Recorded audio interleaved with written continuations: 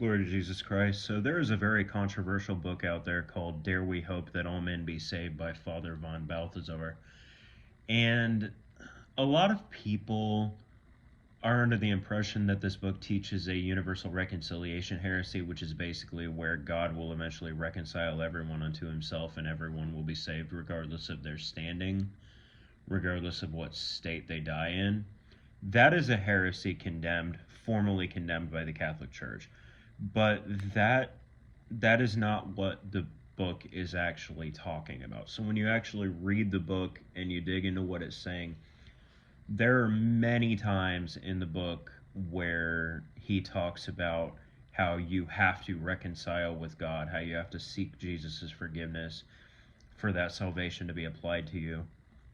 So it's not spreading, or it's not intentionally spreading a universal reconciliation. Apokatastasis. Wow, I'm half asleep. Apokatastasis heresy. It's not doing that, but the book really does lean too far on hoping that all men will be saved, because Jesus even tells us that not all men will be saved because not everyone will reconcile unto him by their own choices. Now, the Bible is clear that it is God's desire that all men will be saved, but there's a difference between what God desires and what he definitively wills will happen. So just because God desires it doesn't mean that he's going to take away our free will to choose. And that's one of his pains, is that he knows that we're not all going to accept it.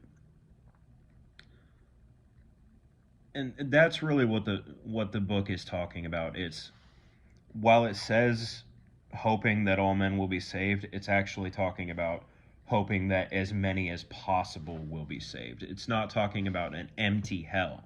It's talking about as empty a hell as possible. Okay? The problem we run into is when people take this soteriology way too far and we start getting priests or even Protestant pastors who will just start preaching from the pulpit, avoiding the concept of hell, basically just not really denying that hell exists. Well, some deny hell exists, but not really denying hell exists, but just not even talking about it. But for us to understand the truth of the good news, we also have to understand the seriousness of damnation. So we have to get away from this sugarcoating.